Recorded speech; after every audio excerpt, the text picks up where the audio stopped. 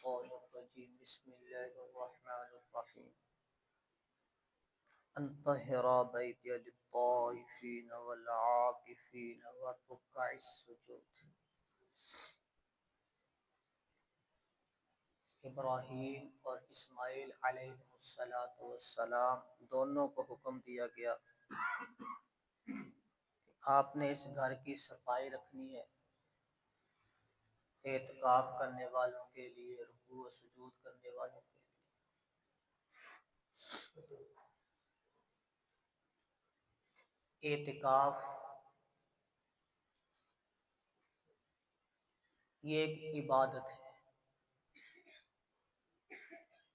رسول اللہ صلی اللہ علیہ وسلم کی مستقل سنت ہے۔ آپ ہر رمضان کو ہی بیٹھا کرتے تھے، آخری عشرے میں، آخری سال اپنی زندگی کے آپ علیہ السلام نے 20 دن اعتکاف کیا۔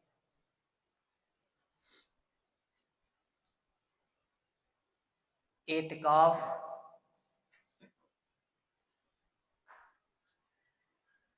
تنہائی کا نام ہے،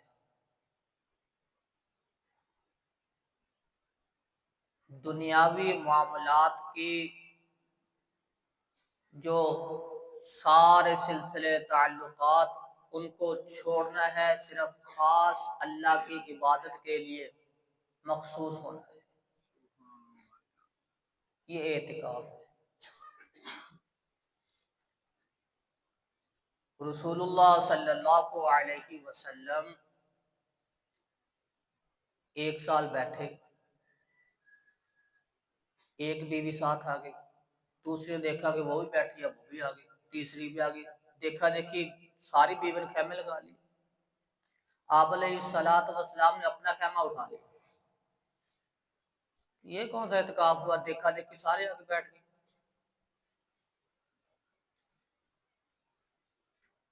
یہ عبادت کے لیے، لیلۃ القدر کی تلاش کے لیے، اپنے آپ کو اللہ کے سپرد کر دینا، یہ اعتکاف ہے۔ جو نیت کر کے بیٹھ جائے 21ویں رات،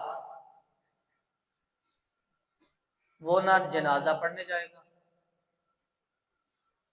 نہ وہ اپنی بیویوں سے، ماؤں سے، بہنوں سے ملاقات کرے گا، نہ بچیوں سے کرے گا، وہ آرام سے اعتکاف میں بیٹھے گا۔ کوئی ایسی ضرورت جس کے بغیر چارہ نہیں، وہ اعتکاف سے نکل کے نہیں جائے گا۔ وہ کیا ہے؟ یا تو قضاء حاجت کے لیے جانا پڑے گا، یا پھر غسل جنابت کے لیے جانا پڑے گا، اور اس کے علاوہ کوئی حاجت نہیں ہے ایسی کہ جس کے بغیر چارہ نہیں۔ اور یہ دونوں چیزیں، قضاء حاجت کے لیے بھی اور غسل کے لیے بھی انتظامات اب اللہ نے سہولتیں عطا فرما دی، طاقتیں دے دی، یہ مساجد کے اندر انتظامات کر دیے گئے۔ اب یہ باہر جانے کی ضرورت ختم ہو چکی ہے۔